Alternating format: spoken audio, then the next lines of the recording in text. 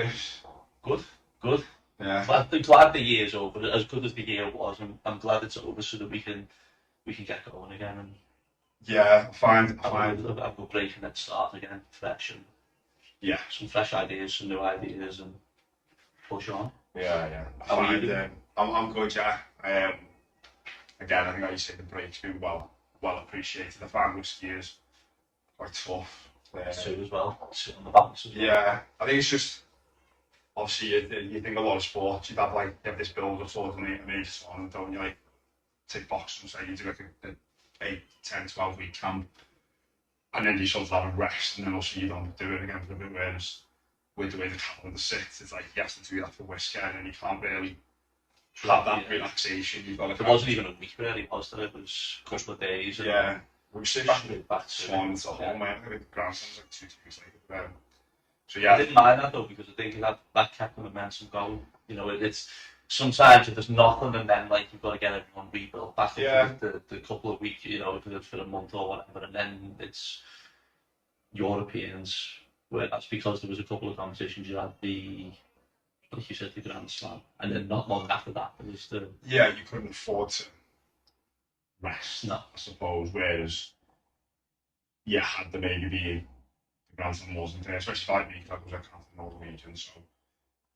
I know they've actually there was 3 competitions, wasn't it? When you think about it, because there was the Grand Slam and there was the Northern regions, and then the National Youth for the club. Yeah. So you know it was a busy few months. Yeah, a lot done, a lot to go through. So I mean, if we went in order, so I think the first thing would be the World. Yeah. So we done the last podcast with Jack in August, didn't we? Yeah. We were meant to get one done just after the World, but we couldn't get that done, and then again because everything was just running into one another. But this is the first chapter, yeah. Isn't it? So I have a baby, so we're all like on that one. Yeah. So so like the World, it was Portugal again. Yeah. What was your take on it? Like results, Scotland, I suppose, obviously being the coach. Well, again, obviously our results. I still feel like it's a work in progress. Feel like, in fairness, I feel like from the Worlds to the Europeans, the results were a lot better. So, you know, to compare it's hard to sort of compare from a year-on-year basis, but when the good thing about 2 competitions being as close to one another, I'd say the Europeans, the team looked a lot better, so close to a couple of medals as well, and, you know, some good individual performances on the Europeans. So based on the 2 events, like, you know, I've got a double bubble, so to say, you know, because obviously I'm looking at the Scottish team to do well, but obviously then I've got the club, the club members, obviously, to see what they're getting, you know, obviously the likes of yourself, the performance there was fantastic. So again, for me personally, you know, I'm going there with my head sort of in 2 places. You know, obviously one place in Scotland, because that's what I'm there to do. Yeah. But I've always got my eye on what you know, obviously the English team as well. You know. Yeah.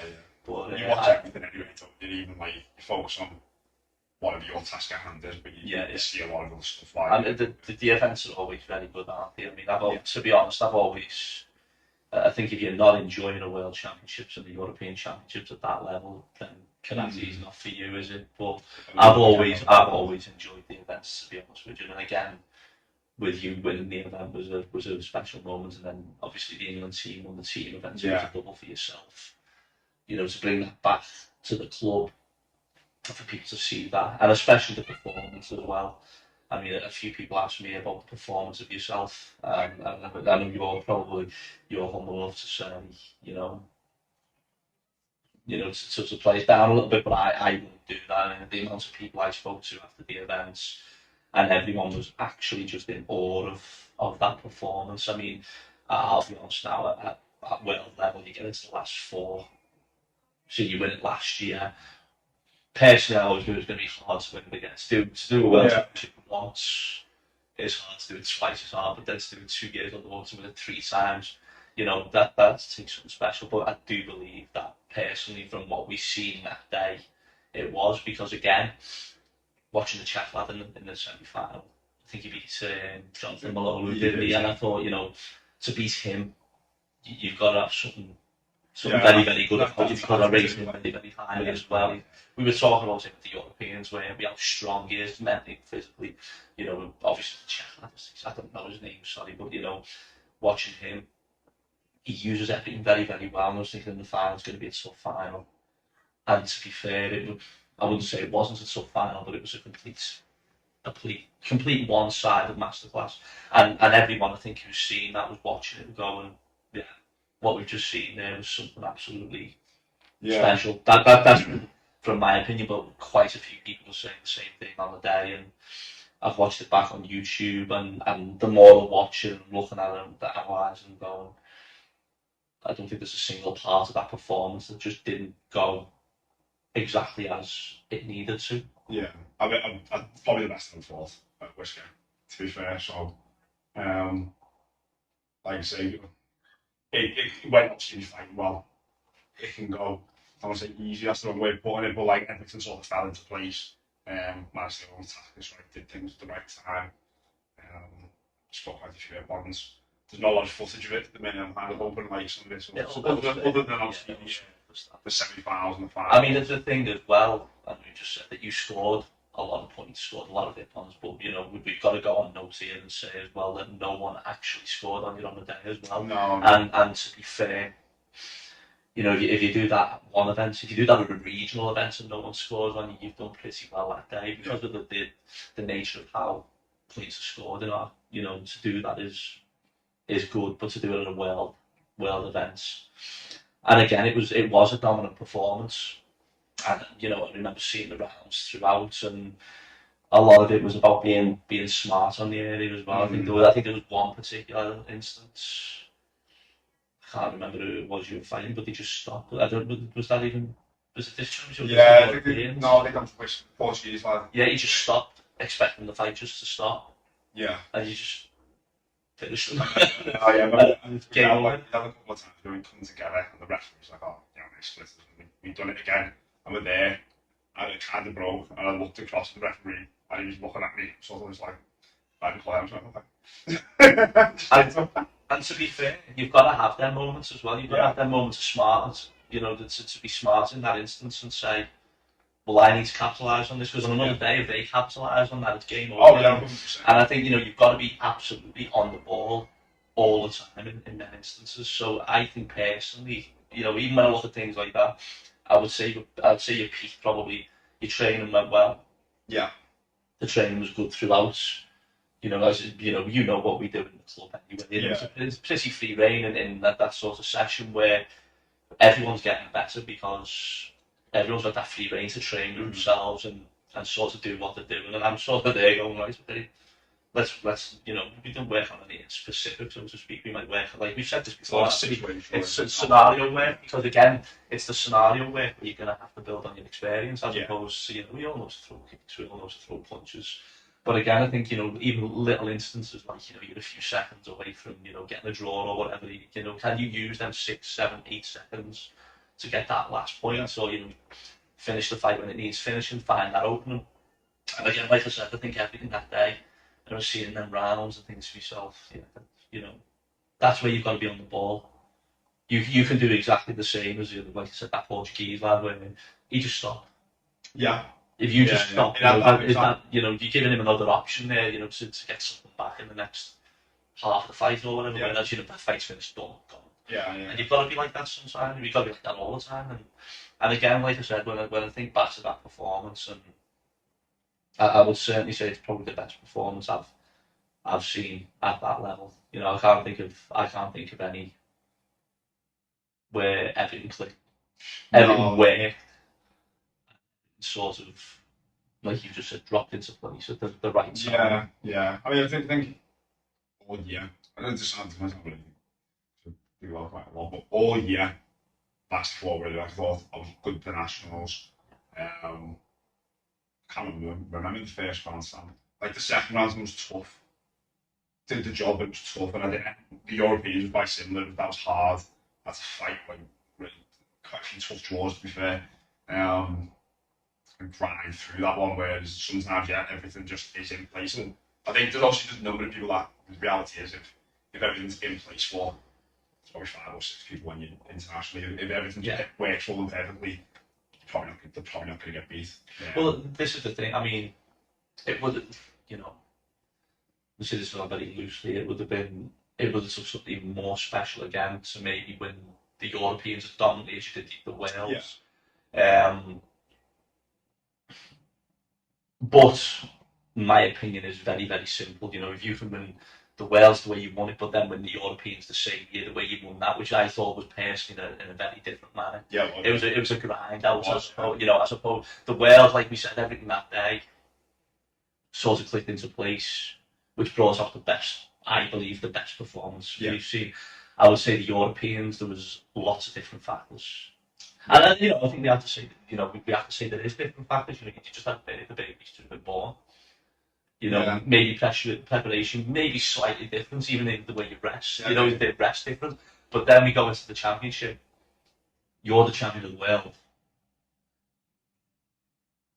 Maybe the pressure of not winning the Europeans last year and wanting to put that better performance in. It all builds into a situation where maybe the pressure was there. But then you've got everyone else wanting to beat you as well because you're the world champion, double world champion, one after the year, and you've got all them things, and then you fought the Czech again in the final. Yeah. And he come with something a little bit different this time, I would say. Yeah. Which he had to, and he should do. He's very, very good, and I think if anyone's expecting to, that maybe the results would be the same again in the same manner, it would have been a bit naive. Yeah. I think that wouldn't have said a lot about the championship if you'd have just rolled them again. It was a very, very good fight. Yeah. And he brought something a little bit different this time, didn't he? And, again, I even noticed you using your experience even in that final again. There were moments there where it could have,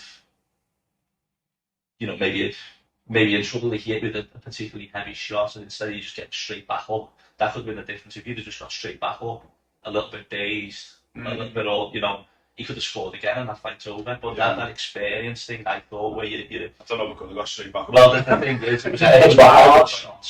Like, kind of went no, and I went, okay, just give it a minute. That's all it means. So you can actually stand up instead of staggering back.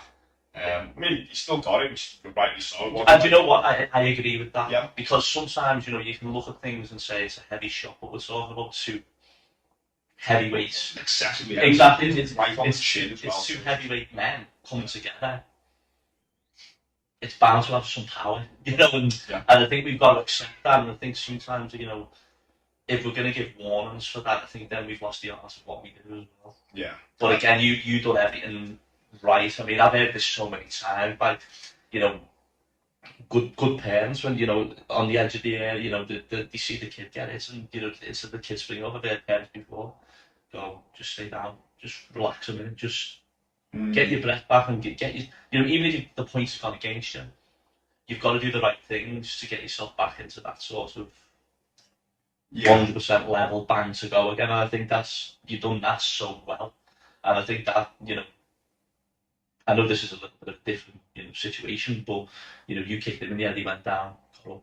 Yeah. After, he scored again, and it was a sort of 2-0 fight, but the fight itself, I thought was very, very good. I mean, I was watching two. I think Beck was fighting on the other side, so we had Catherine and Beck in the women's semi-final and final there. So, I was watching two teams at once, but certainly from what I can remember watching, you kicked him in the head.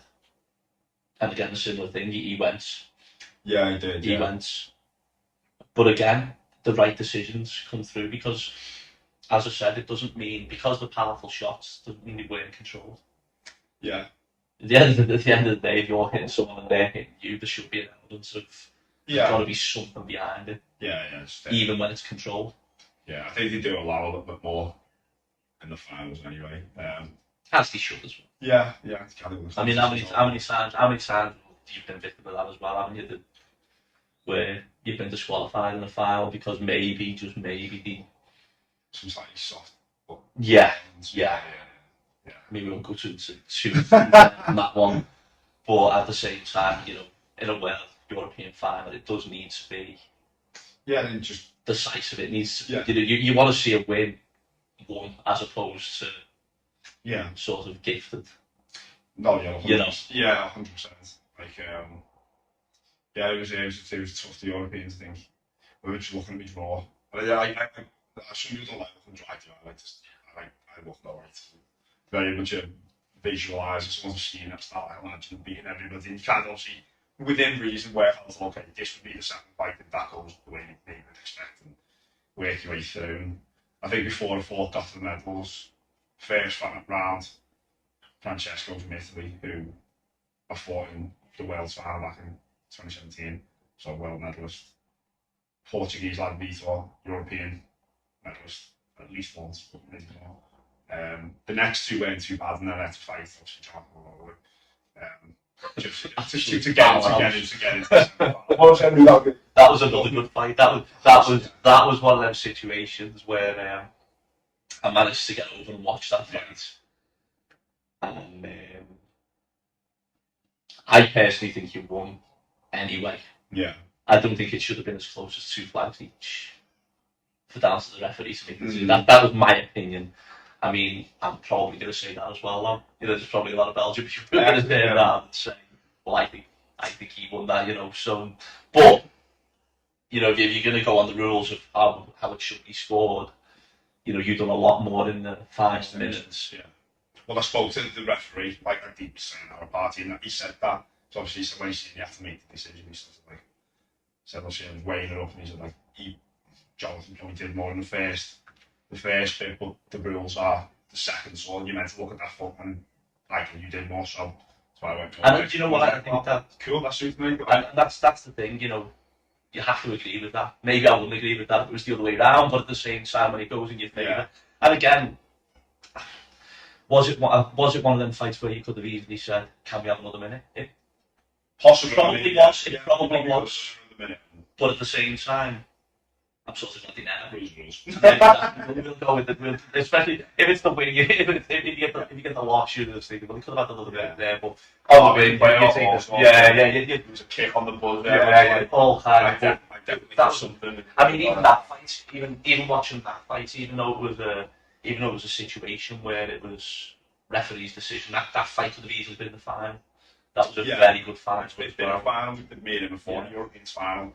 He got the best of me in that particular one. So I think that's the third time we fought, and they've always been very close. I don't know if it's difficult fights. I don't know if his celebration, his shout, helped them much there as well. Yeah. And don't get me wrong, I think he misread the flags. Is that what it was? Yeah, three. Because I had to check them. Like, I know, because when you got that, then I thought that's a very confident shout for someone who's 2-0.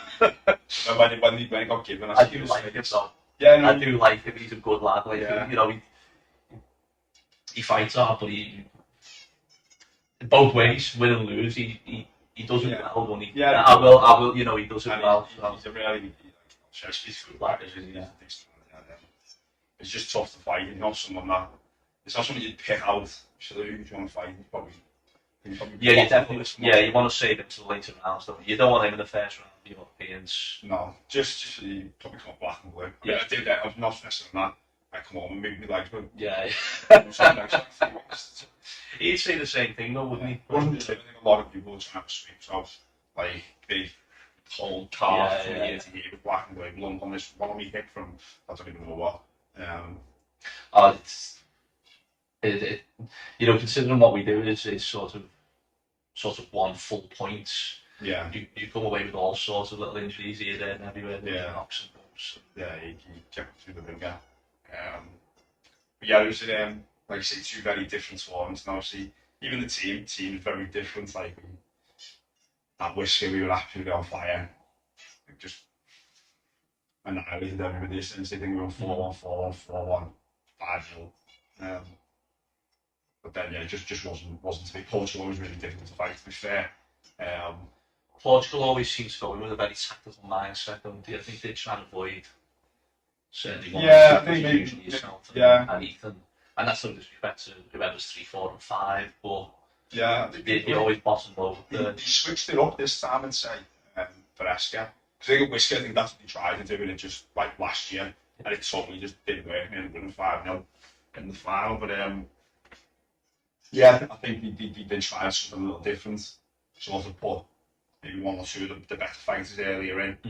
And I suppose it worked. I mean, I drew, Ethan won, Cameron drew, Jay got beat, and they were at that point, so just kind of like left it to that point. You're calm, you got to go, and it just didn't got caught out. It was they say whatever. If it was a tactical decision, it worked for them. Yeah, just one of them. I guess again, even though look at the men's team at ESKA. We were 4 in the quarterfinals. We could have had an All England semi-final, like with if things had gone, had gone right. I think like Ethan got beat by. That's how close it was, wasn't it? Yeah, Ethan got beat by about 2-1. Obviously, he made the final. I think Cameron got beat 2-1 by I can't remember his name now, but the Hungarian lad. Yeah. So obviously he went through, and then Luciano getting beat by the Belgians that I fought in the semi-final.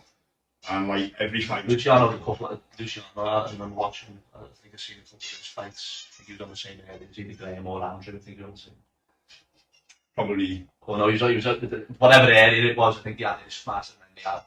Andrew was massive, and then he had his. Yeah. So I remember watching it. I think it was first fight. I think he fought a German lad. Yeah. And that went quite close. That went quite close, and then he got through that. So Luciano won that for yeah. And you know what? I think at that level, I am a great believer in it. At European world level fights, every fight is like a final. You said loads of times before, and it should be. I think it's very rare that you get a. You certainly don't get an easy run in. You might get an easy round every now and again, but you'll never get an easy run in. Yeah, at the end of the day, if you want to win, you are. Again, like you say, it's the top 4 or top 6 from any country, so everything good. Ultimately, if you're going to get a medal, you will have highly unlikely to win what's very good. Yeah. So you're going to have to be something really good to get through. Just going to win it, there's no around that, is there? So, like you say, like, ESKA, I think I fought 5, 6 international medalists on the way through pretty good medal. So, obviously, that's probably like an extreme example, not normally maybe that stacked, but it's always going to be the case. Like I said, you're going to go deep into the competition, you're going to have to be beaten. Well, that's the thing, isn't it? At the end of the day, the likelihood is if you're in them top 8s, top 4s of them events, the likelihood is the people you're going to be fighting have either been there before themselves, or you, or they're coming up strong. Yeah. Because again, that Hungarian lad, he's in about 20, isn't he? He's 19 or 20, same age as the back. Yeah. Marcus dealt with it. Dealt with well in the day before, didn't he? In the team final, I felt like the Hungarian lad. We've been talking about ESKA again. The team final with the Barkers and with Tom. Yeah. It looked like it was going to be very, very close, and then he sent the big lad up first, didn't he? And I felt like he was going in very heavy-handed. I felt like he was going in heavy-handed, but I think if he was going to deal with that, Marcus or Bradley, isn't it? Really, there's toughest in form, and if Marcus fought him, and I think that's the last 3-4 seconds of the fight, and Marcus scored to make it 1-0. I'm pretty certain. I might be wrong there. But I remember that he went 1-0 up, and obviously Bradley went on to win, and Thomas finished it off as well. Yeah. So, it ended up being a whitewash, which is, again, at that level, you don't usually see that often in a 3-person. Yeah, well, it's difficult to fight again. Like, getting the final, it's a good team, isn't it? Like, it's always the case. I'm glad like the twins, especially, I suppose. Obviously, they kind of, because of COVID, they missed their first team years, didn't get to do cadet. Yeah. So obviously did youth team, and then never really got a chance until they turned 18, and obviously been close to the team with like Luciano and Jade got close, but never quite got there. So it's always nice when you see people knocking on the door and like get through. Obviously, I mean, not to take it, Thomas obviously stepped right up and into that as well, which he did at Whiskers, but I thought really well at Whiskers. Thomas has stepped up perfectly, really, hasn't he? I wouldn't. With him being the young, it's sometimes you can turn around and say, well, he's the younger one of the group, and not get carried, so to speak, but the one with the least experience. Yeah. But he stepped in there, and it's just made it a very evenly matched person team, hasn't it? Yeah. And again, you can see that. You know, I think that they got another. The Twins are next year. Next year as So well. So you've got another team there now. That's a very strong team for a couple of years. Yeah. And like I said, Thomas is only getting better as well. Yeah. You know, when you watch Thomas and we won the Wales last year, you know, Yeah. he's as tough as they come as well. I don't think, not that he doesn't get the credit for it, but you know, I've seen him a few times and he's only 60 kilos. Yeah, and he's as strong as they come. You know, I've seen him take some heavy shots. Oh yeah. And I thought to myself, you know, you know, that was far too early. Next thing he's on his feet, he's ready to go again. Yeah. And you know, he's obviously got the quality there as well. The quality of him, his movements. I love his movements, to be honest. Yeah. He reminds me of his dad. Yeah. It's a very, he reminds me very much of watching a younger version of Granit. Yeah. Which is no bad thing. Yeah. Which is, you know, and obviously we know where the style comes from. Yeah. But you know, at the same time, you know, it works very well in his favour. And he does it well, and you know, you can see him just getting sharper and sharper every year. So yeah, again, that's a good team, and then obviously the young lads coming through as well. So it's, you know, it's looking good, I think. And yeah, there's a lot of potential. I think there is potential. You know, obviously you're gonna have a few of the kids. Obviously, I'll be keeping my eye on the kids and half over maybe from 15, 16. They have to step on the gas a little bit. We've said this, you know, Jacob and you know Jack. But 16, I think next year. Yeah. Even if late on, you know, they yeah, Jacob. Well, I don't Jacob. I don't know when Jack's played. I don't know Jacob definitely is. She did WSKA last year because of you. So. Yeah. So again, you know, if them two can get good years and hopefully try and press into that team for the future. Yeah. You know, that's the aim for us anyway. But yeah, 100%. I think we got a few coming that you like to again. Well, that's it. You know, that's the thing. And we always say this. You know, we've spoken again. I know we've said this on earlier podcasts that we've done before. You know, don't expect a couple of things and seconds to be an acceptable source of going away. In my opinion, you know, don't get me wrong. If someone wins every single event, like you won every single event this year, you know, second and third is going to have to be good for someone. But at the same time, you know, at the end of the day, for example, if there's 16 to 17, there's 3 people there. But you're only getting thirds and you're not breaking into the seconds and firsts. You've got to get into there, and you know, for me, it's got to be consistently as well, not just one, not just one every now and then. Yeah, I think if you've got one person who's consistently dominant, dominating from a results perspective. Yeah. Obviously, it doesn't mean nobody else is doing well. Whereas obviously, it's a bit of a mixed bag, and you're sort of floating. Yeah, you don't want to be the bottom part of that mixed bag where, you know, there's a third place and a second place, but then, you know, there's been 4 other competitions and you might have got one of the third, but nothing else, you know. Yeah. And especially it depends how many people are in the events as well. You know, you're getting third place 4 times. There's 32 people in the event, then you've done pretty well, but if there's only 8 or 9 people in the event, and you get the third place, you know, that's pretty sort of standard where you should be anyway. Really. Well, yeah, you know, we're more fight at that point. Yeah. It doesn't. Again, I think. How would I put it? Obviously, the medals matter, and obviously, typically draws a split issue. So, it's performance, isn't it? Like, obviously, if you can fight poor and win, that's hard to do, but brilliant. But obviously, you need to be fighting well and just beating everyone who in theory, you'd expect to beat, and obviously, again, challenging, beating the other top people. Obviously, if you want to be in the top 3, you need to make sure you're beating the other people, and at least, even if it's not every single time. If you can underperform and win medals and get first place, then that's where you exactly want to be. Yeah. You don't want to wait until your good days are coming before you get your first place, because you know at the end of the day you're not going to. The good days, they're fighting really well. There's few and far between. I can. We just at the world. I can probably, on one hand, I can say where I've fought. Unbelievable. Less than one hand, like about 3 times. On the back of winning 3 world championships. Yeah. And that's the point. That's the point. Yeah. It's not. You just need to be obviously well enough and obviously get grind results out when you need to. Like Liverpool when I won last year, I would not say I fought that well. They do fight poor, but I fought quite smart. Got the job done. I think when I won was the first was I had the hamstring injury. Did a fight on normal style, but obviously when I went, I can't kick, but I need to be smart. I need to be very measured. Had some really tough fight and managed to get through. And it's just obviously that's what it is. If you're waiting until a peak, unless like I'm master the peak. I don't think many people can say they have to fight hard to do because there's so many variables in like. I think your peak is happening. Well, I think your peak is happening as a general overall. Yeah. But your peak, I think your peak includes not a non-performance because I think the non-performance is you beat, but I think not your level of what you expect from yourself, and you still get the results. I think that they're your peak years. They're the ones you can look back on and go, well, I really did grind that one out and I got it. You don't want to look. Like I said, how many times you've just hit the nail on the head? How many times can you actually say I performed brilliantly and I won every single time? It doesn't.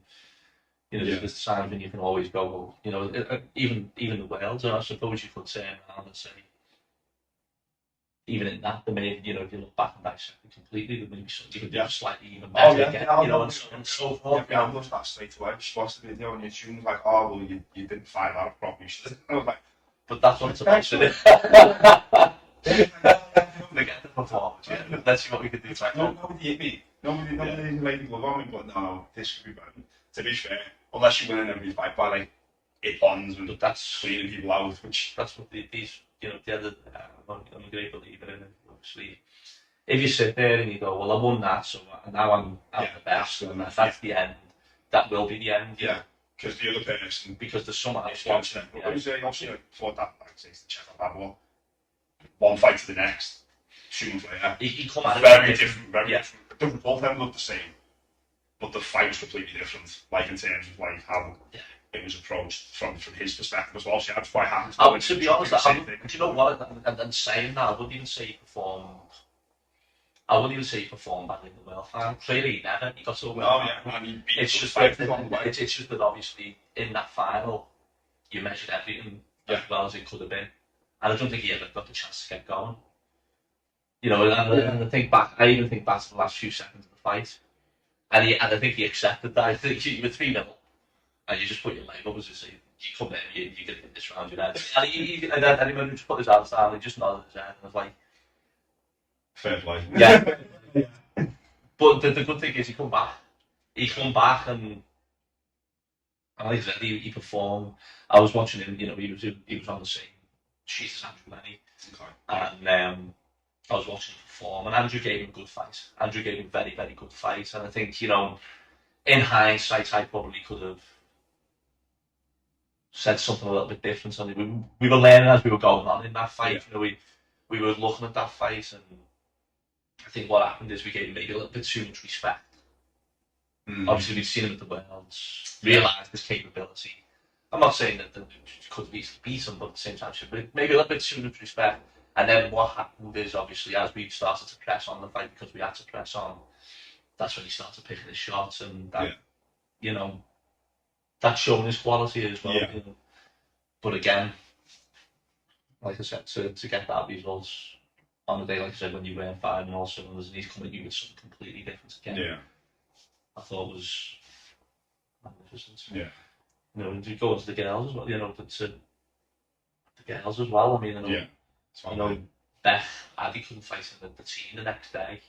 But she just won the Europeans the day before. I mean, looking on that, she was a magnificent, addition to that team. I think personally, she's the right person to go to the events, and then obviously it was all stacked the next day. So we've got the junior European champion with the current European champion and ex-European world champion in the teams. And I was thinking, what a team that is. And I was thinking, and I didn't realise at the time she wasn't allowed to fight. I'd seen them go through a round, didn't realise she didn't fight. And then everyone saying, but in the semis, but she can't fight. Like, okay. So we did that then, so to Catherine answer. So Beth to win their fights. And then it was Switzerland in the final. And I thought that one. I thought, without being negative, I thought the Swiss girls are very, very good. I think, and they're very clever and crafty. I've seen them for a few years. To Nick was last year when it was Brianna Beck. Catherine obviously that year went to like the death. It was really close. And yeah, home advantage because we didn't switch. I'm not saying that's exactly right. But obviously, even just I personally, if you don't do the travelling, I think it's much difference. Like that travel was terrible as well. One of the Swiss Spain was even worse. I thought. Well, I don't know. Didn't like it. Obviously, the travelling is obviously just take ways. Obviously, if you're at home, like it's much more convenient. So obviously, they did have that. But no, I think they were a good team. Weren't they? I remember watching and thinking, Becca and Catherine now, obviously, with the nip on down, they're going to bring their advantage. And when you look at Becca, obviously she'll press at the right time, she'll do everything at the right time. But I feel like Beck is always better in where a point up as opposed to a point down. Not better, but always it suits her style more. Yeah, it suits her style more. She can sit back if she can sit back and the nip on up and come at me, then it's always going to go in her favour. Yeah. But again, that's showing the quality because again, she was fighting a girl who just fought in the European in the final. Yeah. And I thought both fights personally, you could have switched them round and you could win, And like I said, I know the girl ended up, I think she won whatever the score was. Yeah, but we've got to have this right here. It only finished that way in the end, based on the fact that Beth had to go in. But again, it's that scenario where we said quite close. You might from what I watched, it was close. We said that, in them scenarios, you might as well lose 4-2 than not attack and lose 3-2. So that's why that score looked a lot heavier than it was, and obviously. Beck then went at it again, and she fought, she went on the aggressive, which she had to. Yeah. And again, it was close, wasn't it? Every clash you could have went either way. Every time. 2-1, and that's what I mean. The flags were just flying at that point where I thought, if Beck can get the win on, but she did. I thought, Catherine being Catherine, I think she went 2 more than down. Did she go 2 more than down? I think she went 2 more than down. And I was like, oh no, please, whatever you do with these next couple of shots, just hit the target. Yeah. And she hits with these absolute pinpoint shots. Yeah. And I thought, you know what? You've got to put into context here what the girls have just done. To win any events, when there's only 2 in a 3-person events, you're already in it on down. Yeah. They only have to play it more, and one of them you've got to get in just to score that fight. Yeah. And again, I felt both of them. Yeah, they both there was a real both of them I felt like really pushed on their experience as well. Yeah. And, I think a younger Catherine might have got a bit overexcited maybe, and I think she might have said that herself. Yeah. Maybe got a bit excited, missed with the first shot, maybe could disqualify.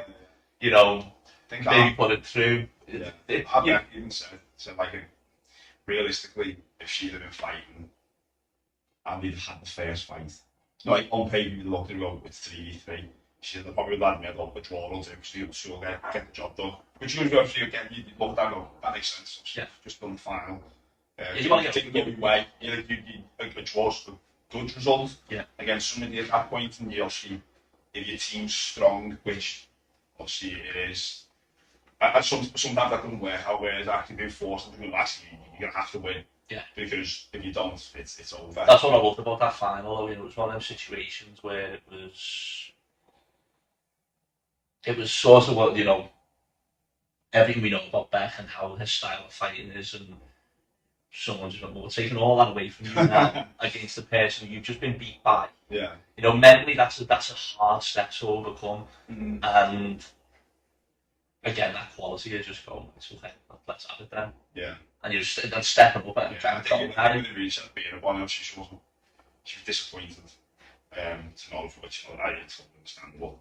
So it was like, I've got to point to the bike, maybe obviously I've got to get the result and I've got to point to it at the same time, maybe again worked out quite well. But no, they both fought really well, so obviously that was, again, you couldn't ask much more, could you?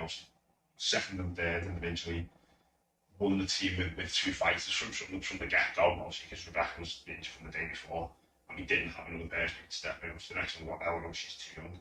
Yeah. She fought very well.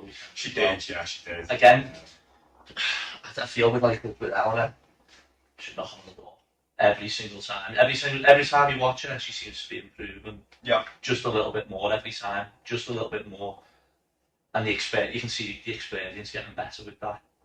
So again, I think once she hits a certain age, she's going to be a shoe-in to yeah, I mean, don't get me wrong, that's going to be difficult because again, it all depends on how long Beck wants to stay on for. Yeah. Then we've got Catherine, then we've got Beck, then we've got and obviously. Well, I think if you look back, you said 2 years ago, what do you think is going to happen to the ladies team? Because obviously we had Beck. Catherine wasn't in it, although she was also 20, so she went in it. And then we had Caroline. But Caroline was, depending when we draw the line, we were like 35, 30 or so. We had 32 again, depending on what we talk about. Beth was nearly 30, so she you kind of look over in 2 years, most they're all probably going to have dropped off. And then it didn't look like, obviously we had Catherine, but you couldn't really see the potential for a strong team, yes, for a strong team, whereas obviously you look at it now and you go, actually, there is. I do think there's a good potential future for the women's team going forward. I mean, when we've got Nicole, I think Nicole is improving. I mean, I think Nicole, by her own standards, I don't think she would have been particularly happy with the Europeans. Mm-hmm. However, we have to say this, and I may say this. If you actually look at how long she's only been in Q 4. Yeah, she's only been on the squad. I think she's only been on the squad 3 years. Yeah, 2-3 years. So at the end of the day, to be at that level, don't get me wrong, she's got a lot of learning to do, and I think she'll be first to say that herself. Yeah. But with that learning, the experience will come, and get that killer instinct. Then you've got Rosie behind her. She's gonna be. She's got a lot of potential. I mean, she's medal again. Someone saying is she won the world. She's just come further. Actually, someone saying is like, oh, she might be. No, she's already very good, but you can see there's a lot of potential there for future. So as she gets older, there's a lot to offer. It just I agree. You just need. This is the easy thing to say. It's not an easy thing to fix. You just need more women, more swords, or coming in. I think that's part of the issue. Because probably hasn't noticed. We've had such a strong women. It's been so strong and all of a sudden we're happy. Yeah, but I think what happened is because you had that strong team from we had from 21, from 21, and so on, and watching people before I didn't say it was Caroline. You had Holly, Sterling, you had Ashley Scott. It was like there's always been a really good team.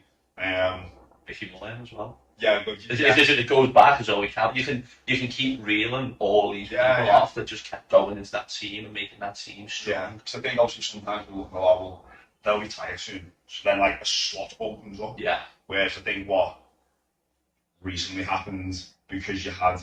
Where's the next team coming from? Yeah, but I think it was, again you had a team where Beck was 21, Rihanna was 25, Catherine's Caroline was probably 27, 28. Yeah. And you kind of look and going, unless Caroline stopped there, which she never, rightly so, there wasn't going to be a slot open up. You were going to have to force your way in. I think there was a few who, I'm not saying could have done that, but you'd look and go, there would have been some half-decent women who would have been knocking at the door, but didn't stick with it. Obviously life, but I think part of it is obviously you've been an international, you're not getting that anymore, and you look more. I don't see the light at the end of that tunnel. Yeah, it's hard to carry on there. Yeah, it is. Cole Donahue, Beth Nicholson, all the ones that a couple of years younger than Sam Beth, who would have, in theory, you'd be looking to transition at some point. Potentially you'd be saying now. Yeah, you'd be saying now because you'd be 27. So instead of stepping in an 18-year-old, you've got a 27-year-old who, in theory, you pay people again. That's all. It's what's babies, yeah. But obviously, I think she needs to just accept that hang on, no, I need to just improve and maybe try to force way in. Because we've had number 4 fighters who sort of just appeared from nowhere. Yeah. Victoria was one. Christina, Finta sort of dipped in and out. So it wasn't like there wasn't the potential to do it, just you need to make sure you're there. Because I really anything for the men's, I don't know why, obviously, but there was always been that push with the men's team for years. Like, I think they very much the same team this year until people retired. Yeah. Like, especially with the England team, I don't want to sound harsh saying this, but how do you change a winning team? You know, the reality is how many championships have there been? You know, let's put it this way: you've won, you know, the England team, so to speak, over the last however many years has won more than it's actually lost. I would say it's probably won more than it's lost. So you know, what you've got to ask yourself in that situation is, you might have people on the cusp of going, you know, they should be going. But again, when you're not making the decision, it's hard not to also respect the decision that's been made, because at the end of the day, like I said, you know, we all want our own people to go. We all want our own club members to be selected. Yeah, of course. And all we can keep doing is pushing them, but at the same time, you know, at the end of the day, that effectively falls with whoever selects the team at the time. But when the England team might have to just the majority of the time is winning more than it's actually losing. I think it's hard to change that, isn't it? I think we've won. Every time I've won, we've won the team. So there's three. So I think 3 in the last 4 Whiskers we've won. From 2017. Yeah, but let's have it right. If this was a football team, we'd be talking about an all-time great. Yeah. We'd be talking about an all-time great team. You know. Yeah. It was but not a drastic one. It was a change from the 2017 team. But even then, I think me, Ethan, and Cameron was still in that one. We had Greg was in there, Ryan, and John Gorian. That was like the 6 at the time. And obviously the 3 that I just mentioned all sort of retired in the time before the next one. So I think we didn't quite obviously manage it for 2019, but it was the same team. It was the exact same team actually. I think mine was Greg. Actually, no, John. We had Jim Gorian that one. I think John was away off in the RAF. I'd say flying planes. It's quite really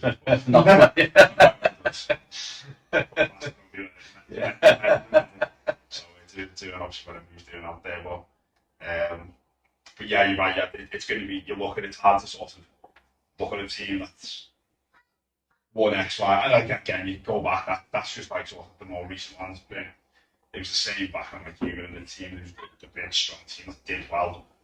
That's it. I think we won. I think we won. We won 5. We won 5 internationals on the bounce.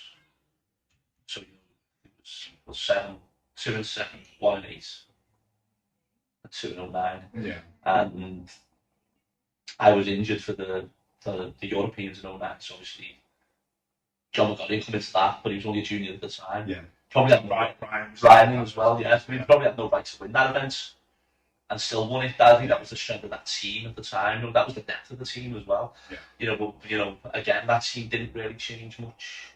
No. You know, if you look at 07, we had Matt. You know, 08 we didn't have Matt, but I think he was the only person. Yeah. I think, and then 09, I wasn't in the team, but there was still like 3 or 4 men. Yeah, in that 3-year period. I mean, I was with the team, but I wasn't in the team. But you know, if you actually look at that team itself, it didn't really change too much. Yeah. I'm just saying, when we go abroad, it's the same. You look at most teams, like that Portuguese team, bar 1 or 2 step out, some younger ones have come in type thing. You know, that's not really changed. The Belgian team was the same for years, and it has actually transitioned a bit now because quite a few of them have retired out, and they've got like a much younger team. They're a strong team now, aren't they? I mean, they've just got one year. To be fair to them, they've won second last year. You know. They've been a few times, haven't they, where it looks like, you know, obviously they do stop them, England. Yeah, we beat them at WSKA in the semi-finals. You know, if you look at that, you know, again, they've had a strong team.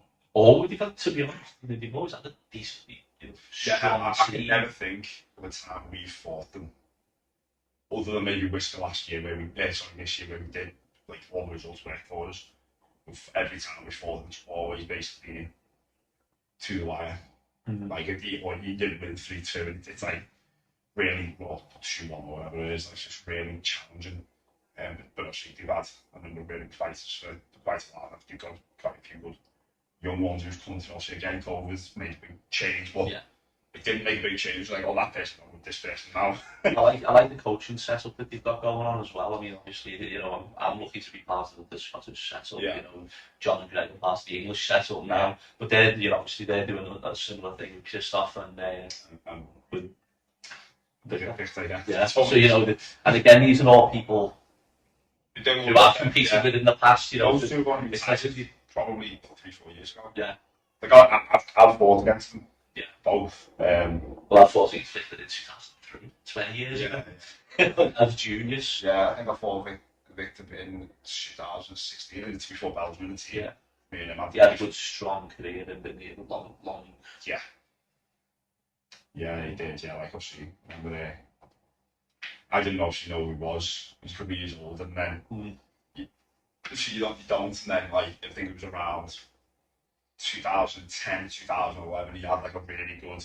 I know he'd done well before that, but he had a really good like 2-3 years where he was in a lot of the finals and semi-finals. You educate yourself on these people as well, don't you? You start looking into them a little bit more. Yeah, so again, like you and John Bruce is comedian, so obviously you didn't even have to think, oh, yeah, like he's fought John a couple of times. He's solid people are fought, and then he's done this and this. You don't even have to look it up if you don't want to, because usually someone else who knows. Yeah. So he's very good. Awkward self-plot. He wasn't good because he was awkward. He had an awkward style, but I think he was self-plot and very good. So obviously I think a lot of struggle with that. He was awkward. I remember fighting him. He hit me. I think it might have even been 2-0, but I remember trying to hit him absolutely heavy. And he was just a tough kid even at the time. Yeah. That's because he was a tough kid, and he's always been tough. And and again, he's like, you look at him, I'm not big, he's not particularly big, he's fucking like, he's more stand than I am. Whereas now, like, you've got to be tall. Like, I look like a dwarf at ESKA. Yeah. Like, walked out for the semi-finals we played. Yeah. Just looking at the dot. Yeah. I think, did he remind you of like the Russian team? Yeah, like two of them. I think the Belgian, Louis, I think he had 6'5", I'd say. Bad boy fought around 6'5", and then Strum was his name, the Hungarian, like 6'7". There's me, like humble 5'11". If that, sort of just the perfect height for you fight someone like that. Yeah. Sometimes like this just to change the distance, doesn't it? And it changes everything. And again, it's how you deal with that, isn't it? Yeah. And again, it's hard as well, though, isn't it? Because obviously you're not used to fighting that sort of height.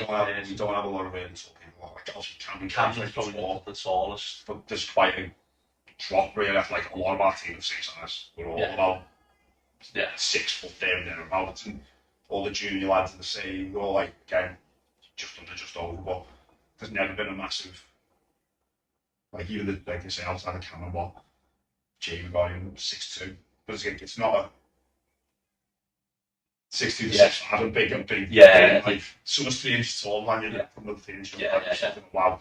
To me, again, it's always been a thing. Like, obviously, it helps with the fighting, doesn't it, to be tall.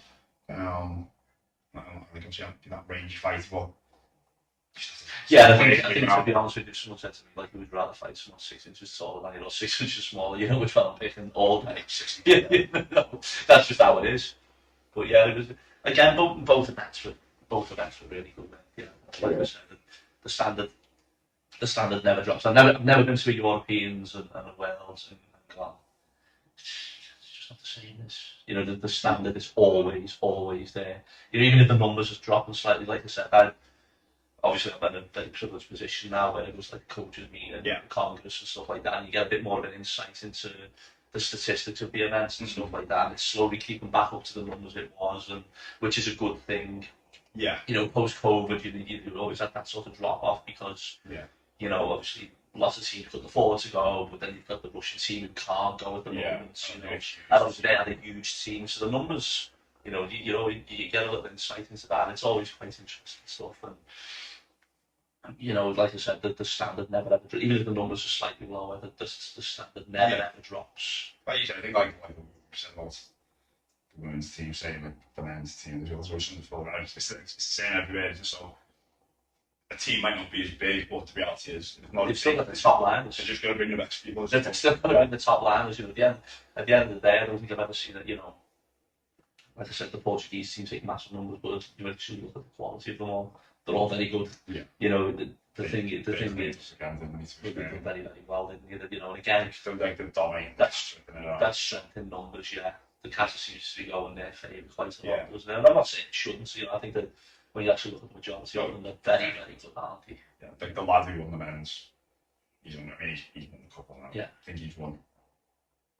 It's hard to make tournaments, and he was obviously doing well beforehand. Like he's been in and around the men's for ages. It's like the girl from Italy, who's winning it well at the moment, and to be fair, rightfully so, because she is just a little step ahead. She is just a level ahead, and even when you think it's going to be close, she sort of just gets a little bit better, and a little bit better, and a little bit better. So you watch it in Cat, and it's like she shouldn't be getting better. Yeah, I think that was she is getting better. It's always the difficult thing with Cat, I think. It's subjective as well. I mean, it's hard Casa for me personally because you know it's really better than what you can do about it. Yeah, Cuma's definite. Cuma's definite in the respect of like if you hit me before I hit you, you've scored. Yeah. And unless the referees haven't seen it, the majority of the time you're getting the points. Whereas with Kata, I think sometimes when someone deemed as the best, and don't get me wrong, I don't think this. Me personally, I don't think this happens at ESKA. You know, I think at the end of the day, probably not something that everybody's difficult. So take this it is, but obviously the thing is you can be better than somebody. That's fine. Obviously, Cat does again. Other than going back to you're on the day, this person's actually took better than you. There's nothing you can do about it. Do your Cat on hold. And that's somebody works. Think who say you go okay. And sometimes does it even happen where like one person might get the benefits of the doubt? Possibly. You know, and then you've got the who do you prefer? You know, it's Cat wise. At the end of the day, there's preference, isn't there? Because you're watching one person do what they do, they're performing there, and then you're watching another person performing their next one. Unless something drastic is happening, and you're getting two people as close as one another. Yeah. What are you marking that on? Because you know it's going to be exactly hard to like at least with the flags in the ground. Yeah, the flags in the ground can be definite. You know, I think that's better. Yeah. As you say, it's very much like a judgment of that. But you've got to remember what score did they give the earlier person? Was it better than the first one? Because now I'm forecasting. Like, what did they give? So I know, like, I think I would slot them into second. So I actually quite like the ESKA judgment as well, because of the bigger gap, you know, which means you can give a more. You're not winning, you know. I know this is gonna sound, you know, you can turn around and say, well, you've still got 10 points to work with. But you haven't really, because at the end of the day, you're not giving someone, exactly, you're not giving someone 6-1, 6-2, 6-3 in a final. You might go 6-4. Yeah. You know, so you know, between 4 people, you're working with 6 numbers, so to speak. And you're never really going to 7. So really, you're only using 5. It's just stupid, right? It's 6 9. Domestic tournament. Obviously, I've never seen a 7-9 at ESKA. But it doesn't need to be though, doesn't it? That's the difference. Strike, you go like 7, you get 7-6. That's obviously ridiculously high. Yeah. I mean, if you go into the 0.3s and 0.4s, that's high numbers, isn't it? Yeah. And so obviously, if you get like a 0.8, it's like a 6.8. Oh, that's a little blow. But I've seen 6.5 given like you've gone. You've gone. Which I'm going to give equivalent of giving like 6.2. Yeah. Half final. But like you say, you'd never see.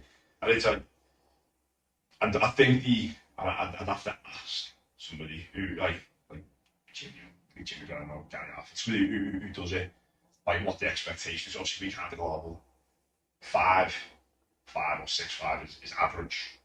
So obviously, when you look at it that way, you go, well, it's final technically everybody's above average. Everything should be above average, exactly. That's why like we have this sort of really close collection of points. Whereas I don't think it escalates viewed as 7 as average, so below average going. You kind of actually. You just score from 6 to 8, like whatever you think it is. I know that might sound really kind of like, I think with it's experience, you're definitely winning as well, doesn't it? I think I've only ever seen a draw once. And effectively, that's what you want, don't you? Definite winner. Yeah. You always want a definite winner. Yeah. Well, yeah, but like, you just don't. Like I've seen it. Like we're talking about all the positions. I've only seen a draw once. I mean, like, unless I'm forgetting one. I mean, I remember this one. I remember because they made a mistake with it. Thought somebody had won, and they had to do it. I think it was the juniors, and they had to do it again. They made them do it first thing in the morning the next day. Yeah, so we had to redo it to decide who won. So obviously, I remember, like, that's why that's so distinct. Yeah. But I'm pretty sure I've never seen it before outside of that anyway. Yeah. Yeah, that was a bizarre thing. Again, probably because it's so unusual. Yeah. But that's why you remember it, isn't it? Because it's never used. That stuff like that doesn't happen usually. No. That's what I love about ESKA and WSKA as well. The ran, I believe, so unbelievably well. You know, from the running of the events. I mean, I know Portugal last one didn't get a lot of people were unhappy with certain things, but I thought the events itself was very, very good. I thought you're in there, I was like, oh, well, you know, it wasn't organised as well, and this, that, and the other. But I actually think when you look at ESKA and WSKA, I think the competitions too done well. I appreciate. Yeah, things on the outside. That is what it is. I can deal with it. You know, effectively at the end of the day, we always want the events to be run. Yeah. Which, do you know what that leads me on to? Actually, the last KUGB competition of the year, which was the Youths and Students Championships. Mm-hmm. We got there and it was nice to have the championship in Liverpool for once. It was nice to have a championship in Liverpool for once, and it was a bit of a panic because we got called over, and Frank turns around and says, "Right, we need to be out by a certain time. So we're gonna have win and a half fights, fine. But everyone's only getting called out once. If they're not on the area for when they get called,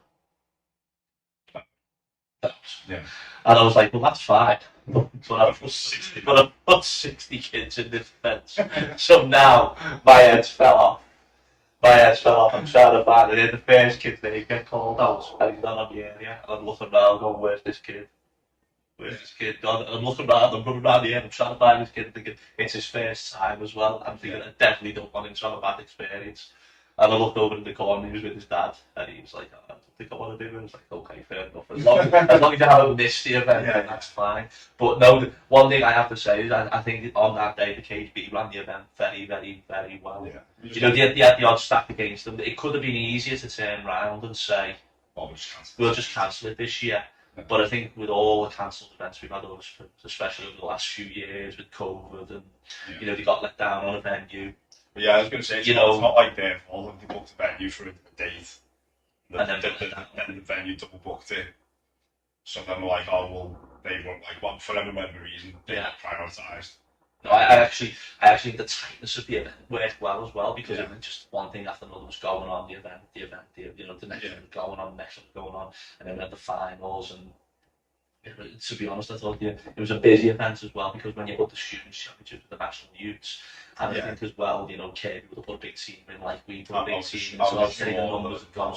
I'd say St John's probably would have a bigger team would be from Liverpool as well. You know, so at the end of the day, probably the numbers I would assume. Probably a lot higher than usual, but you know, we had good success as well. You know, Jacob got his win, which I think he's been waiting for a while now. I think he's been unfortunate a few times. Last year and a half, I think. You know, again, there was quite a few that I loved at that. You know, one particular kid who sticks out for me is Evie as well.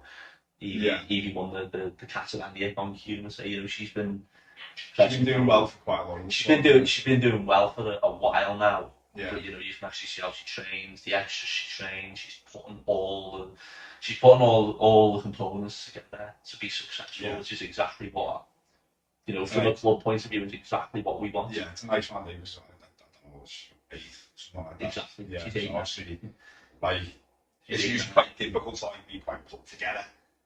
At that point, you can be good, but it's quite difficult to like. Well, the one thing for me, the one thing that I was really happy with was on the day. Obviously, you know, it's rare you hear compliments about such kids, because obviously they're young, they go under the radar for a long time. Yeah. And I remember Ryan saying to me, I said, "Should I watch this, Ryan?" He goes, "Oh, she's from York. I like this kid." Yeah. And I was like, straight away, I went, that's a testament, you know, someone who's Yeah. international, someone like Ryan, who, in my opinion, is a legend status in Melbourne. You know, Yeah, he's been yeah. on my team, he's on your team, he's been played through, you know, he's, you know, for him to say, you know, just a little compliment about one of the kids who does train, you know, incredibly hard and pushes herself, you know, for him to say that was, you know, a nice thing, like, but, you know, she got 2 wins that day as well. Yeah. You know, like, again with Jacob. Nicole fought a lot better on the day as well. Yeah, But then she won. Which you're going over the hospital that time. Yes, you know, Nicole was fighting. You know, we just changed it. You know, we said things aren't quite working the same. And similar to what you were saying, you know, because Nicole's very tall for her age, she come up against an even taller girl. And it just all sorts of glitchy and I'm going to go shoot on here. You know, so, yeah, let's stick to Tudor and let's just drill this home. And she did. And in fairness, she sort of found that this works for me. So we went into that and she got into the final of the youth and she fought Eleanor. Yeah. And again, the one thing I was satisfied with that with Nicole was she fought Eleanor at the Grand Slam. And it was sort of a one-sided contest in respect of, like, I think she respected Eleanor far too much. And Eleanor used all their experience. And even though there's much of an age gap between them, I do feel like Alan's experience is very high compared to Nicole's. Yeah, like you say, she didn't fight a lot Nicole. Yeah, and one thing that I was really satisfied with was, you know, obviously she didn't win the events, which is fine, you know, but she gave the fight, again, a lot like what we said with the Czech fight in the second fight. Yeah. You know, she gave it a lot more to think about. Yeah. You know, she mixed it up. You know, there was a couple of instances where she could have easily scored. And I'm not saying she did score first or anything like that, but you know, the referees get called in. And I'm satisfied with that progress being made as a sensei, so to speak, because again, you're talking like 4 weeks as well. Well, exactly. It's not like you're talking 4 years. She didn't accept the decision was going to happen the same way again. She sort of went in with a different approach. You know, so again, there was little things like that where she got that. And even though she didn't get the win, it was good on a confidence level to sort of even get a result like that, and then even to get that round in against Alan to fight it again and to I am better than the last time. Yeah, that's the fun. I think also that's doing well breeds your success. Obviously, it's all well and good fighting people, and like obviously you fight with Sparrows and club. Obviously, it's like you say to the young kid, not fight with like the older ones who are better. Obviously, you need to be in tough situations to actually improve. If you're just sort of going through, just picking everybody off because you can't get near you, and then you might fight somebody better, and if they just tee off on you, you can't do anything about it. You've got to go, okay, how am I going to change that? And that's what makes you better. Like so you can't just look and go, well, this works well there, but I'm not going to. I was satisfied with that. I mean, like I said, we don't want to lose, but at the same time, sometimes there's some winning and losing, if that makes sense. And at the end of the day, like I said, they don't lose, you learn. Yeah, exactly. So she doesn't. Well, like I say, it's making sure you do that learning. Like I say, and we said you can do that when you're winning as well. Actually, like I say, I'm lucky. I've got Rihanna who's dead fit for in the best way. But it works. That's what we're all after at the beginning. At the end of this, we're all just after something working. That's on the back of that. Yeah, nice to you make the improvements. You do. I think the reality is, anyone who's willing to put the work in can do well. Yeah. You're maybe not going to be a World European champion. I'm not saying obviously it depends on obviously a lot of factors on that, but you can certainly from a national level get yourself up into the medals if you're willing to work hard. That doesn't mean you work hard for 2-3 months. Like that might take a long time.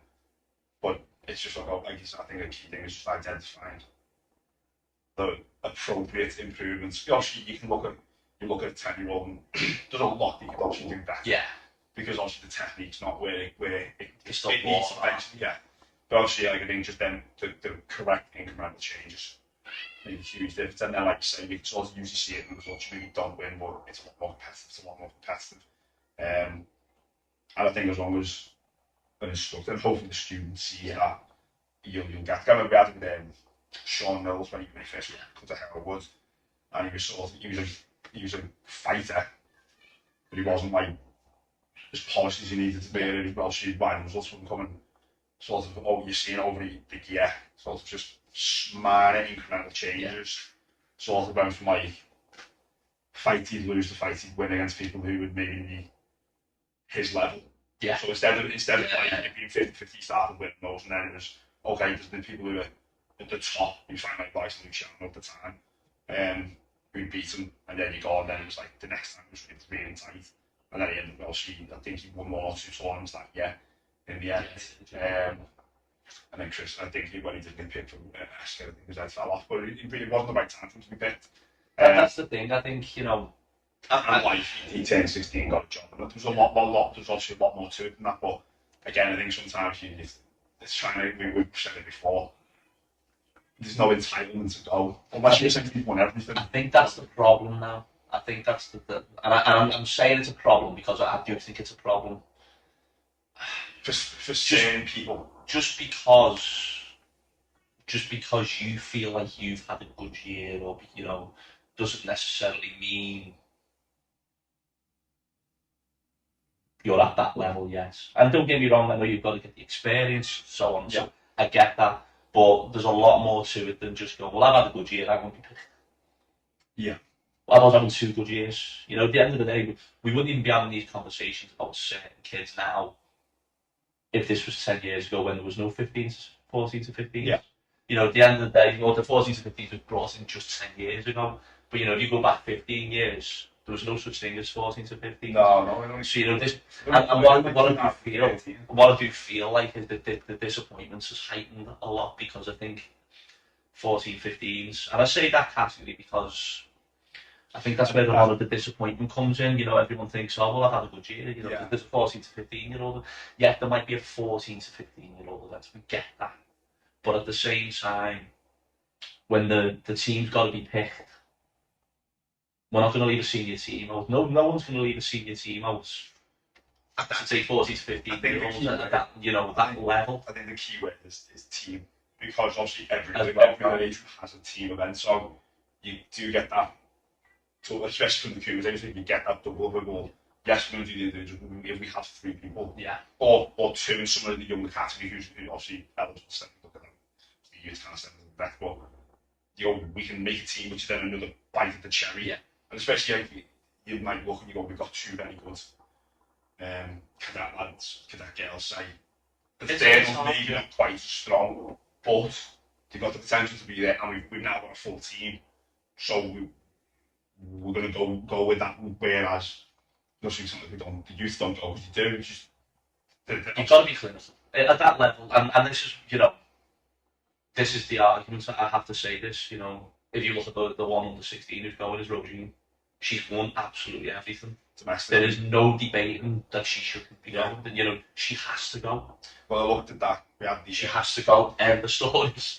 We had obviously Bristol last year. I think we had 5 or 6 youth go. Oh, she was in Liverpool. Yeah. Obviously, a lot cheaper. Exactly. Obviously, we kind of filled the categories within reason. I think.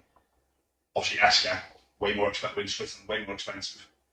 But not only did the youth, there was youth who got dropped. Not all of them.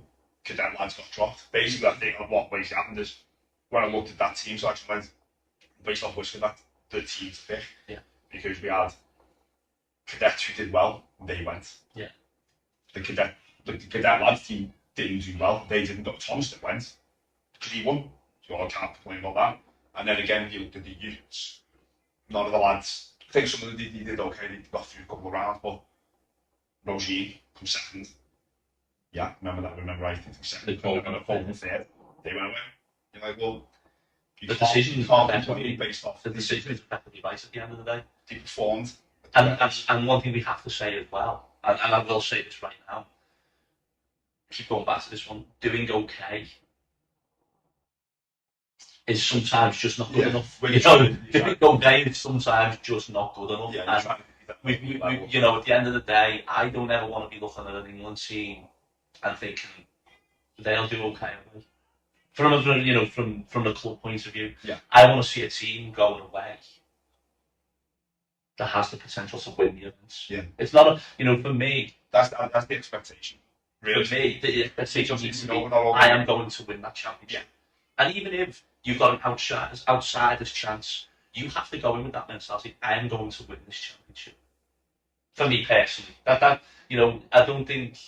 Again, I go back to it now. You might be kidding yourself, but I'd rather go and kid myself that I'm going to win a championship than go in with the attitude of well, we'll just see how it goes on the day. Yeah, I think if you go and accepting that it's not going to go well, it's it. You're not. It's not going to go well. Well, that's the. Although yes, is everybody expecting? No, that's not realistic. Yeah. I think you need to go aspiring to win. Yeah. And obviously then, yeah, you take, depending on the results, and but more important, especially your performance, is, okay, what can I take from it, right? I mean, like you say, you could win and fight Paul, which is hard, I think, at that level, but you can still look back at that and go, okay, that didn't actually fight well. What did I do well to scrape through? Say, what did I do poor so I make sure that doesn't happen? Obviously, that's what you've got to build. It's just that, again, level of self-analysis that's really important. It's quite hard to do. Ideally, you need some sort of video to just you can work up your own sort of intuition or what your coach is seeing. Or even then, it's still difficult. Obviously, it is hard to say, isn't it? I mean, I look even look at Sean in the club. Yeah, he won 2 nationals this year. Second in the Showtime Cup. Yeah. Never quite got the nod. No. Now, do I feel that's a bit harsh? In some instances, yeah, I do. Yeah. Because I look at it and go, well. I think what's quite difficult with that one is obviously you've been very competitive with Michael from Northern Ireland, who's then gone to ESKA and got second. And got silver. So you guys have one goal. So like you just swap him and Sean. The very there's not a lot of difference. Yeah, on one day it could be one, on one day it could be the other. Yeah. You know, and it was. That's exactly how it was. I think when Sean's he won it, you know, and vice versa. You know, so at the end of the day, like I said, you know, I feel like Sean may have got the nod. I can see instances though where he can improve. I can see instances where he may have went to ESKA and got first round. But that's part, you know. But knowing Sean as well, I feel like he can take it on.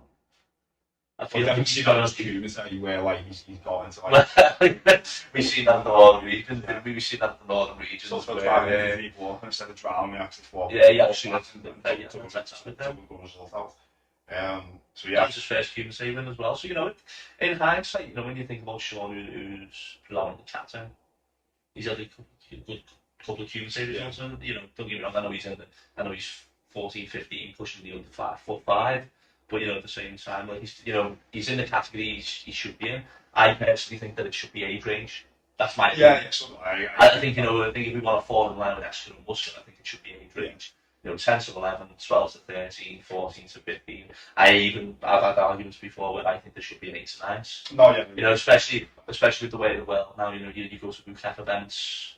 He's fighting like 3 years. Yeah, exactly. They're taking it to an absolute extreme level. You know, WCAP events, though, I'm sure they have similar categories where it's under 10s.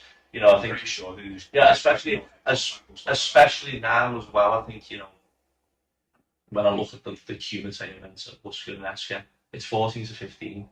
If your first Cuban save out is 10, 11, you know, you're talking 3-4 years experience before you're international, which isn't a long time. Whereas, you know, if you've been doing this since you're 8. Yeah. I think what's difficult. 8 to 14, you know, 6 years. You've got 8 black belts. You're like 2 Cuban saves black belt anyway. So like we've got people like. I would like personally to see that change because again, you know, I think it would progress the organisation. I think it would progress the competitions. I think from a sensitive point of view, I think we've got a better chance of selling the events. That's just my opinion. Yeah, don't get me wrong. I know there's an on Cuban events, and that can still be there. But I think, you know, just do that for like under 8. Exactly. You know, exactly. Or you do some. It'd be difficult to. I don't know exactly what you said. Like, oh, the Cuba say 8 to 9, you have to be a certain grade, but don't really bring that in anywhere else. I mean, I think most kids could be with a yellow belt, so there's also I mean, again, I think the sooner you get people competitive fighting, the best it's going to be from a. It's a long game, but yeah, you're going to improve. But again, no, it's that experience thing, isn't it? You know, I think at the end of the day, I'm not saying anything is particularly wrong. No, but it doesn't mean you can't make things better. No, no. You know, Well, we you never used to, like, only a couple of years ago, we didn't have a 10 11 girls. So obviously, we thought we just had the sort of Rosine, who last year, silver, and she was 14 years old, silver, and it was told with the Europeans. A couple of years ago, she would have been ranked 2 years. Where I'm assuming she's probably been ranked since she was 10. Yeah. Like, competitively. I mean, I'm pretty sure she has to. I think I remember refereeing her. I don't know the media 3 years ago. I know it feels like she's been around forever, doesn't it? But I think what I think what again, she was quite a lot better. So obviously, when you referee on the mat and you see it, like you go, wow, this one's better than. Obviously, like you can understand why. Especially now with obviously the quality she's got, it just obviously stood out at the time. But yeah, I think the sooner you can introduce them, you can argue this for every category. Obviously, where you draw the line becomes the question. Yeah. Obviously, you don't need to add 16 new categories in. You just go, well, just one. Yeah, that's all it needs. One. So you technically wouldn't be adding one because if you took out, you'd lose one of the lads' ones. I suppose you would add one, so you do it in the lads' and the girls. So you take one lad category out. Get into the girls wouldn't change, it just goes from being ranked to be exactly the same as this. But yeah, like I say, it makes it much better for, especially team selection. If you've got someone who's 15 who's doing well in the 5-for-5, where do they actually fit in?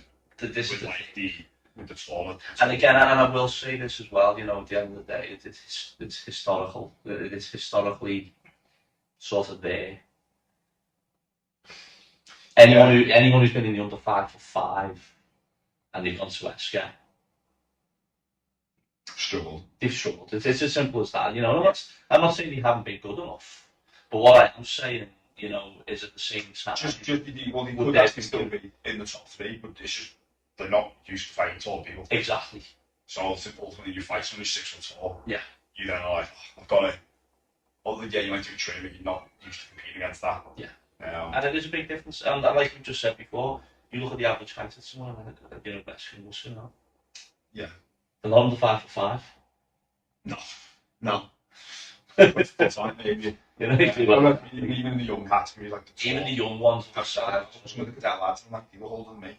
I was fighting one when I was 22, 23. And he was a junior. Yeah. Well, and like you obviously explained it in the guy who's got a beard, the way he built, you're like, you're not 18, you're not 16, what are you on about? There's no way. It was like Sunday league that when you start 15-year-old playing the under 12s. Yeah. Yeah. That beard like yours. I appreciate everyone. I appreciate everyone is actually the age to say it. Obviously, I'm not like, but that's just obviously subject to the level of maturity some people have. Yeah. I mean, I say one of my best mates. We went into juniors, that's all, but we started juniors when you were 11 years old. He was 6'1". Because you've got little Tom in the club, haven't we? Little Tom's nearly as tall as me. Yeah, and like he's 16 in juniors. Yeah, that's really like I remember he sat next to me, he was 6'1", and like obviously there's a couple of tall kids still, but like not like, and like he looked like he was in 6'1", he looked like 17, 18. Because the reality is he's just gone through puberty early, and he was a big lad. I'll get him in the routine. Not really sport. I mean, it was a good day because just nobody can deal with it. Because nobody needs the sport, but. The reality if you get someone who's 14 who's hit puberty early, and you're not, at the end of the day, they're everywhere now, you know what I mean? But if you're not used to it because you're stuck in that short category, good luck dealing with someone who's 6 inches tall like that. It's just an experience. It's not a water, isn't it? Yeah. It is, it really is. And obviously, if we can try and bridge that gap, then that would be better. Yeah.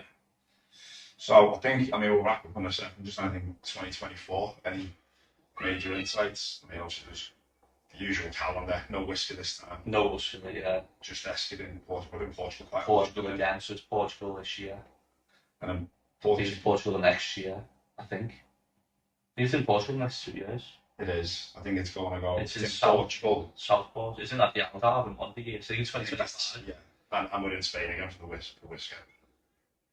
If I've got that right. Yeah. So, we're right. Yeah, so WSKA's 2025 is in. It is again. Yeah. And then it's Portugal for the next 2 years. I think 2024 is where it was. It's in Matosinhos, yeah. And I think 2025 is in the Algarve. Yeah. Get the sun cream off for that one. The only it's November still, so it is late. And it's still going to be warm now. Yeah. Might still be.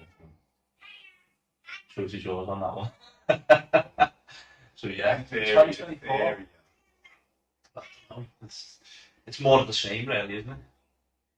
Everything's more of the same, minus World Championships.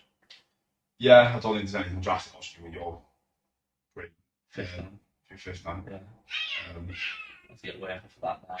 Yeah. It's a fun case simple. Yeah. Block and punch. I definitely tried to overcomplicate the block first of it. So hopefully Beck will be doing that with me. Yeah. I think Graham Lenny's going to do it with him. I think he's eligible now, so he might go before. Yeah, Not sure. Cool.